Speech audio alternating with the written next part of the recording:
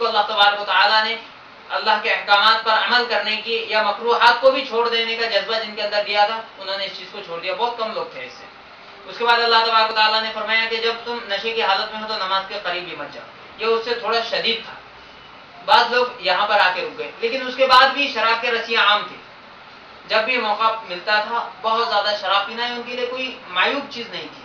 لیکن انس بن مالک رضی اللہ تعالیٰ عنہ کہتے ہیں کہ ایک دن وہ بیٹھے، صحابہ کرام کو، بچے تھے یہ اس وقت، تو سب کو شراب پلا رہے تھے. مجلس لگی ہوئی ہے اور جو شراب کے ایسے رسیاں ہوں ان کو شراب پلائی جا رہی ہیں، لوگوں کے ہاتھوں میں جام ہے.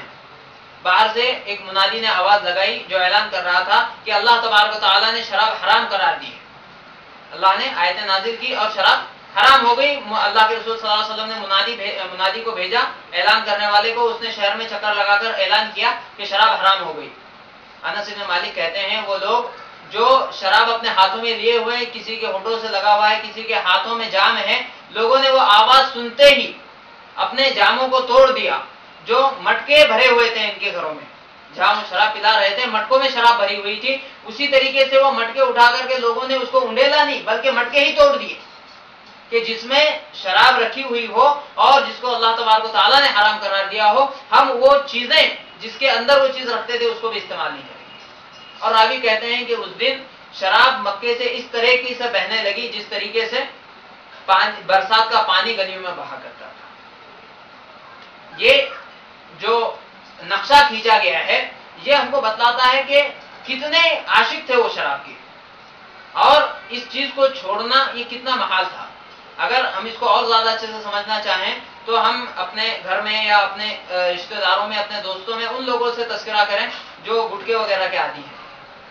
آپ ان کو لاز سمجھائیے، ان کے نقصانات بتائیے، چاہے سائنٹیفک بتائیے، میڈیکل بتائیے، اور کسی بھی اعتبار سے سماجی جو اس کے نقصانات ہوتے ہیں کہ یہاں گندگی وہاں گندگی، لوگوں کو تکلیف، کچھ بھی آپ سمجھا لیجئے.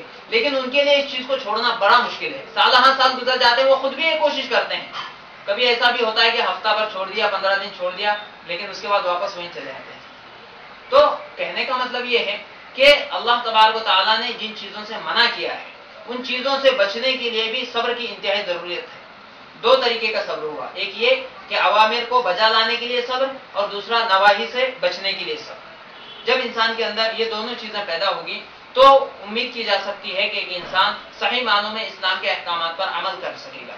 اسی لیے اللہ تبارک و تعالیٰ نے ارشاد فرمایا، مسلمانوں کو یہ تاکید کی، یا ایھا الذین آمنوا استعینوا بالصبر والصلاۃ، کہ اے ایمان والو تم نماز کے ذریعے سے اور صبر کے ذریعے سے مدد چاہو. نماز اور صبر کے ذریعے سے مدد چاہو. ابھی مدد کس چیز پر ہے؟ مدد دونوں طریقے سے ہے، عوامر کے بجا لانے پر بھی اور اسی طریقے سے نواہی سے بچنے کے لیے بھی. اللہ تبارک و تعالیٰ نے کہا کہ یہ نمازیں اور یہ صبر تمہارے لیے مددگار اور معاون ثابت ہوں گی. اسی لیے اللہ کے رسول صلی اللہ تعالیٰ علیہ وسلم کی زندگی کو ہم دیکھیں کہ آپ صلی اللہ تعالیٰ علیہ وسلم کو جب کوئی تکلیف پیش آتی تھی تو اللہ کے رسول صلی اللہ تعالیٰ علیہ وسلم فوراً مسجد پہنچ جاتے تھے، وہاں پر نمازیں ادا کرتے اور اللہ تبارک و تعالیٰ سے صبر کی دعا کرتے تھے. اسی طریقے سے اللہ کے رسول صلی اللہ تعالیٰ علیہ وسلم نے مختلف مقامات پر جو دعائیں سکھلائی ہیں اس میں بھی صبر کا بہت ساری جگہوں پر ذکر ہے کہ انسان اللہ تبارک و تعالیٰ پر بار بار مدد طلب کرے، اللہ تبارک و تعالیٰ کی، کہ اللہ تبارک و تعالیٰ انسان کی مدد کرے اس کے ذکر پر، اس کے شکر پر. اللہم اعنی علی ذکرک و شکرک و حسن عبادتک. ہر نماز کے بعد اللہ تبارک و تعالیٰ نے، اللہ کے رسول صلی اللہ علیہ وسلم نے اس دعا کو پڑھنے کا حکم دیا ہے. کیا ہے اس دعا میں؟ یہی کہ انسان اللہ تبارک و تعالیٰ سے مدد طلب کرے کہ اے اللہ تو میری مدد فرما، اعنی علی ذکرک، تیرے ذکر پر، و شکرک، تیرے شکر پر، و حسن عبادتک، اور اچھی طریقے سے تیری عبادت بجا لانے پر. یعنی اگر اللہ تبارک و تعالیٰ کی مدد اور اس کی معاونت انسان کو حاصل نہ ہو تو یہ بات ممکن نہیں ہے کہ کوئی انسان اپنے ایمان پر بھی قائم رہ سکے.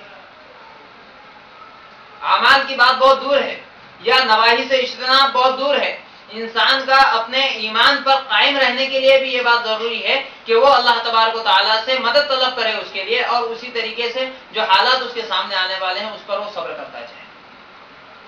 اللہ تبارک و تعالیٰ نے اسی طریقے سے دوسری جگہ ارشاد فرمایا، احسب الناس ان یترکوا ان یقولوا آمنا وهم لا یفتنون، کہ کیا لوگوں نے یہ سمجھ لیا ہے کہ انہیں یوں ہی چھوڑ دیا جائے گا۔ صبر کی جو تلقین ہے اللہ کے رسول صلی اللہ تعالیٰ علیہ وسلم نے صحابہ کرام کو مختلف مقامات پر کی، تو یہ آیت میں اللہ تبارک و تعالیٰ نے فرمایا کیا لوگوں نے یہ سمجھ لیا ہے کہ انہیں یوں ہی چھوڑ دیا جائے گا، احسب الناس ان یترکوا ان یقولوا آمنا، اس بات پر کہ انہوں نے یہ کہا کہ ہم ایمان لے آئے، یہ کہہ دینے سے کہ ہم مومن ہیں چھوٹ جاؤ گے، وہم لا یفتنون، اور کیا انہیں آزمایا نہیں جائے گا۔ آگے اللہ تبارک و تعالیٰ نے فرمایا حالانکہ اس سے پہلے جو لوگ گزر چکے ہیں ہم نے انہیں ہر طریقے سے آزمایا، مختلف طریقوں سے آزمایا، اور یہ جو آیت جس پس منظر میں نازل ہوئی ہے وہ اس طریقے سے ہے کہ صحابہ کرام رضی اللہ تعالیٰ عنہم اجمعین کو مختلف پریشانیاں جھیلنی پڑ رہی تھی مکے میں۔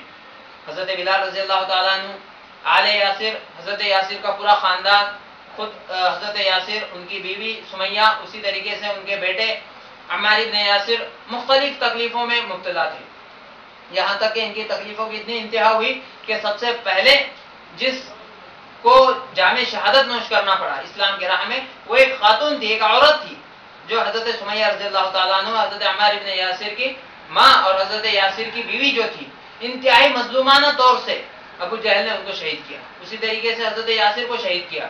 حضرت بلال رضی اللہ تعالیٰ عنہ گرم ریت پر، عرب کی گرمی میں وہاں ریتیلے ریگستان پر ان کو لٹایا جا رہا ہے، اوپر سے گرم پتھر رکھ دیے جا رہے ہیں، پیروں میں زنجیریں ڈال کر بچوں کے ہاتھوں میں تھما دیا جا رہا ہے کہ گھسیٹتے ہوئے پھریں۔ اسی طریقے سے حضرت صہیب رومی رضی اللہ تعالیٰ عنہ ہیں، یہ ان کا معاملہ یہ ہے کہ آگ کی بھٹی میں جلتے ہوئے کوئلے ان کے جسم پر رکھ دیے جاتے تھے، نیچے بچھا دیے جاتے تھے، اوپر ان کو لٹا دیا جاتا تھا اور بڑے بڑے پتھر ان کے جسم پر رکھ دیے جاتے تھے تاکہ حرکت نہ کر سکے۔ یہ اور ایسی انگنت تکلیفیں صحابہ کرام کو دی جا رہی تھی۔ ایسی تکلیفوں کے بعد صحابہ کرام اللہ کے رسول صلی اللہ تعالیٰ علیہ وسلم کے پاس حاضر ہوئے اور ان سے کہا کہ اللہ کے رسول صلی اللہ تعالیٰ علیہ وسلم آپ اللہ سے دعا کیوں نہیں کرتے؟ آپ ہمارے لیے اللہ سے دعا کریں کہ اللہ تبارک و تعالیٰ ہماری معاونت کرے، ہماری مدد کرے، اور جو یہ اسلام کے دشمن ہیں، نبی کے دشمن ہیں، مسلمانوں کے دشمن ہیں، اللہ تبارک و تعالیٰ ان کو غارت کرے۔ یہ گزارش صحابہ کرام نے اللہ کے رسول صلی اللہ تعالیٰ علیہ وسلم سے دی۔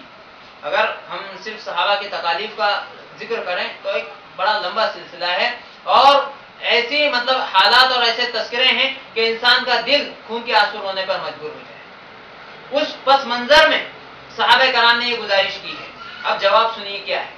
اللہ کے رسول صلی اللہ تعالیٰ علیہ وسلم فرماتے ہیں بس اتنی تکلیفیں اٹھائی جا رہی ہیں، اور پھر اللہ کے رسول صلی اللہ علیہ وسلم فرما رہے ہیں بس تم اتنے ہی پر گھبرا گئے، حالانکہ تم سے پہلے لوگوں کو اس سے کہیں زیادہ تکلیفیں دین کی راہ میں اٹھانی پڑی ہیں۔ پھر اللہ کے رسول صلی اللہ تعالیٰ علیہ وسلم نے فرمایا کہ تم سے پہلے ایسے لوگ گزرے ہیں کہ صرف اسلام لانے کی وجہ سے، اسلام پر عمل کرنے کی معاملہ بہت دور ہے، صرف ایمان لانے کی وجہ سے، مسلمان ہو جانے کی وجہ سے اللہ کے رسول صلی اللہ علیہ وسلم نے فرمایا ان کو آدھا جسم یا اس سے زیادہ زمینوں میں گاڑ دیا جاتا تھا، اور اوپر سے ان کے اوپر سروں پر آرے چلا دیے جاتے تھے، یہاں تک کہ ان کے جسم کے دو ٹکڑے ہو جاتے۔ اور فرمایا اسی طریقے سے بعض لوگ ایسے تھے کہ لوہے کی کنگھیوں سے ان کے جسم کا گوشت نوچ لیا جاتا، یہاں تک کہ صرف ہڈیاں ان کے جسم میں باقی رہ جاتی، لیکن یہ تکلیفیں بھی انہیں اسلام کی راہ سے پھیر نہ سکی۔ یہ اس طریقے سے اللہ کے رسول صلی اللہ تعالیٰ علیہ وسلم نے اپنے صحابہ کرام کے اندر صبر کرنے کا جذبہ پروان چڑھایا، انہیں صبر کے اوپر ابھارا کہ وہ اسلام پر صبر کرتے رہیں، اور انشاءاللہ تبارک و تعالیٰ اس کا نتیجہ ان کو ملنے والا ہے۔ اسی طریقے سے دوسری جگہ اللہ تبارک و تعالیٰ نے ذکر فرمایا قتل اصحاب الاخدود النار ذات